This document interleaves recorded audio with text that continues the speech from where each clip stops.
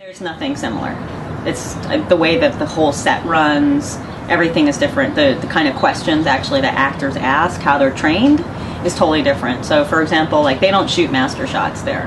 You know, they go, you know, the first question that all Korean actors ask is, what's my in and what's my out point?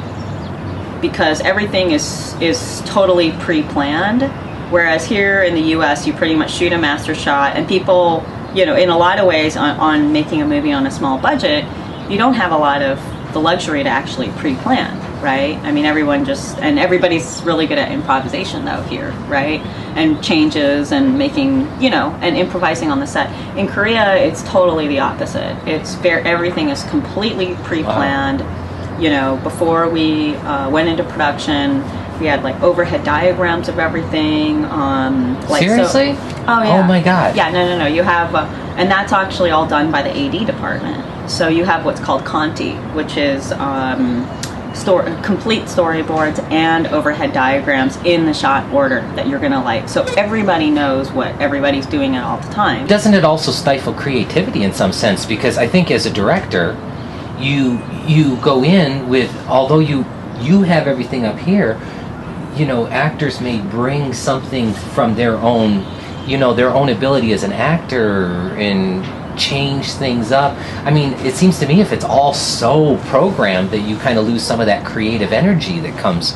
Do you think so? Well, it's just a different philosophy. I mean, I'm not gonna, because it's like I love Korean films and they make, you know, they're highly creative. Actually, oh, of course, there. They're ahead of Japan now. But they just have a different method, and you know, in some ways, they do get locked into the Conti. You know, it's like they shoot really the Conti. You know, I mean, apparently there's other directors like say Hong Sang-soo, who, you know, is more of an art director or whatever, where everything is improvised. But also, especially, I guess, me being American, going to Korea, where there's different cultural expectations. You know, and bridging the communication gap, the cultural gap, you know, you do want to try to stick to the plan as much as possible to avoid confusion. It was funny because some of this one person who is actually from Korea, and some of the people who are from Korea, you know, they'll be like, oh, well, you know, this doesn't look like a Korean film at all, and blah blah blah. And it's actually it's really not a Korean film. Yeah, exactly.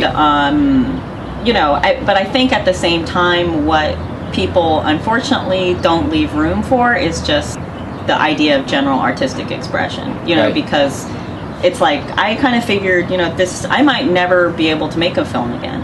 You know, I mean, if you go into it, yeah, no, but you know, when you go into it, you're like, okay, well, you know, because it takes a lot to basically capture and seize the moment, you know, so I'm like, you know, I want to make the most of it. Originally, I mean, I wanted to even shoot at 235 because I'm like, you know, I might never, do you know what I mean? Yeah. So it's like, I want to just put, you know, the artistic expression that I think is like, you know, when I see films, okay, that's a cool shot. I would love to incorporate something like that into this movie. And, you know, you just try things that you've always wanted to try, you know, and it doesn't have anything to do with my cultural background, you know, at all. It just has to do with, okay, that turns me on as an artist. I love that kind of lighting, or I love, you know, that kind of, you know, motion, just more stuff like that.